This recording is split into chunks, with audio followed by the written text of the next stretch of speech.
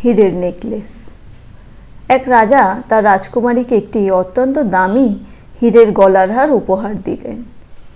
সে হার রাজকুমারীর এত পছন্দ হলো যে সে সারাদিন সেই হারটি গলায় পরে থাকলেন এবং সবাইকে দেখাতে লাগলেন। রাতে ঘুমোতে যাবার আগে সে গলা থেকে সেই হার খুলে ড্রেসিং টেবিলের উপর রেখে শুতে গেলেন। ড্রেসিং টেবিলটি ছিল জানালার খুব কাছে। পরের দিন সকালে উঠে রাজকুমারী আর সেই হারটি খুঁজে পেলেন না।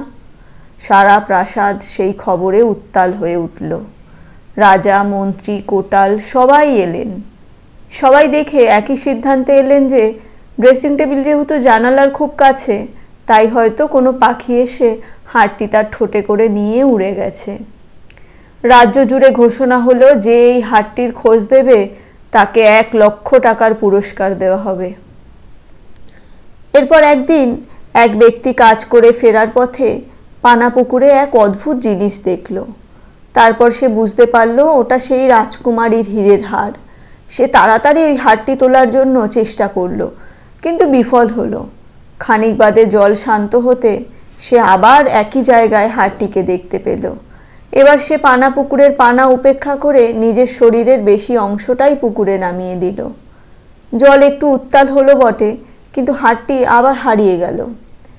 কিন্তু জল শান্ত হতেই আবার সেই হারটি দেখা গেল।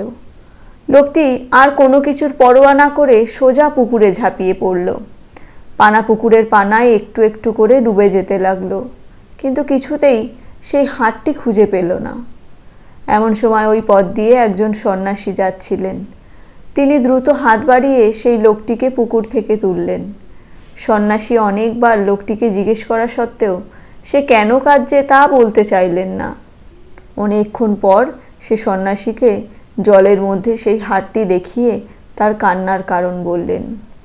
সন্ন্যাসী এদিক ওদিক তাকিয়ে অবশেষে পুকুর পাড়ে একটি গাছের দিকে তাকালেন।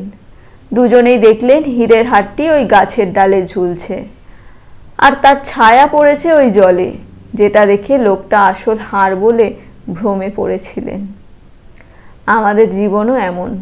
নিজেদের মধ্যে যে দিব্য সত্তা আছে তাকে আমরা উপেক্ষা করে সেই গুণ বাইরের মধ্যে খোঁজার চেষ্টা করি।